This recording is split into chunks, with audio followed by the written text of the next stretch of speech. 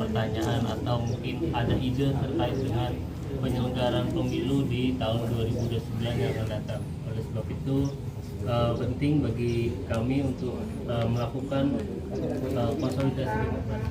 Mungkin sebagian teman-teman belum pernah ketemu saya atau belum waktu kemarin audiensi ke kampus tidak sempat bertemu. Perkenalkan, saya Atik Amalia, Ketua Bawaslu Jakarta Selatan. Pertama kali kita mengadakan Permira setelah kurang lebih 6 tahun selalu aklamasi.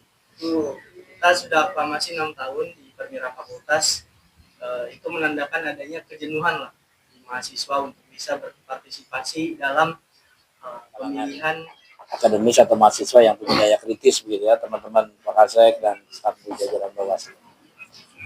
Kota kunci atau batu uji kalau kita uji JR itu pada bentuk kerugian langsung kita sebagai warga negara. Pasti diterima kalau berkaitan dengan apa yang dirugikan atas sebuah undang-undang, atas sebuah aturan, atas sebuah hukum. Jadi kalau teman-teman anak-anak sospol begitu ya, harus bisa memahami itu.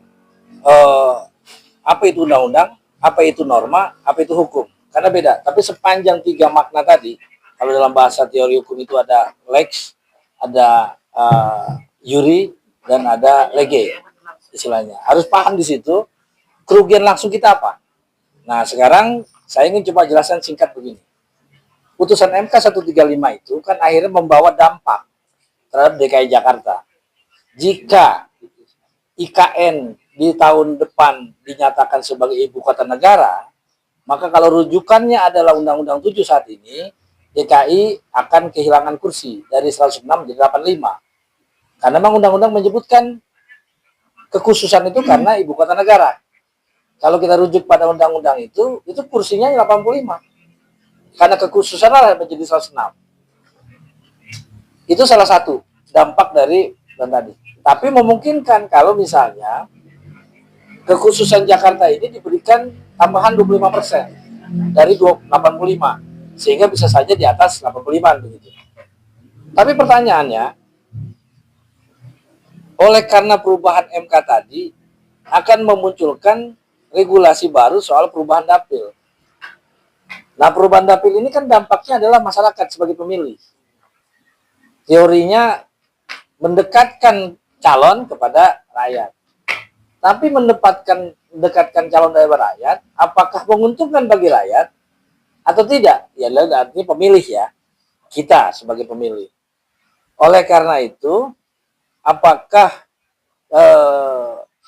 putusan 135 itu yang berdampak pada berkurangnya kursi, dianggap merugikan warga Jakarta? Ini dianggap ya. Kalau dianggap merugikan, maka bisa saja undang-undang yang saat ini sedang dikompromikan, dikompilasi, bisa di-JR. Katakanlah gini ya, katakanlah nih, kita berasumsi saja bahwa ternyata IKN jadi ibu kota negara. Lantas DKI dicabut haknya sebagai ibu kota negara. Jadi ya, jika dicabut maka balik pada undang-undang itu 85.